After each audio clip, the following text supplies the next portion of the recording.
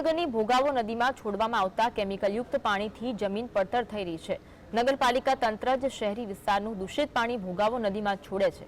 વડવાણ જીઆઈડીસીના ઔદ્યોગિક એકમો અને બાંધણીના ઔદ્યોગિક એકમોનું પાણી પણ ભોગાવો નદીમાં છોડાઈ રહ્યું છે।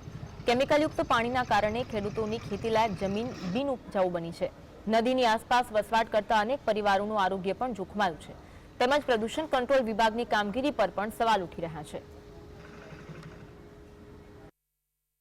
અને એટલી બધી પરિસ્થિતિ ખરાબ છે કે એ પાણીથી આજુબાજુની જે જમીનો છે, ખેતરો છે, 3 ગામના ખેતરો એ જમીન બંજર થવાના ઉપર છે અને પાકને પણ નુકસાન કરે છે, આરોગ્યને નુકસાન કરે છે લોકો માટે।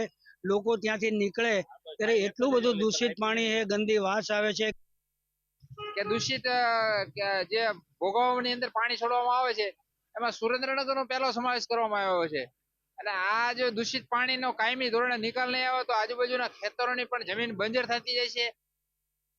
પ્રદૂષણ વિભાગ તો ખાસ કરીને આ જિલ્લામાં કોઈ દિવસ એમણે તપાસ કરી નથી ને કરાવતાય નથી। એટલે પ્રદૂષણની બાબતમાં ગુજરાત સરકારે પણ જાગવાની જરૂર છે કે લોકોના જાન માલની મિલકતને નુકસાન ન થાય એના માટે આ ખાસ બાબત ધ્યાનમાં લેવા જેવી છે કે ગંદકીના પાણીનો નિકાલ સ્પષ્ટ રીતે કરવો જોઈએ, એ એમની જવાબદારી।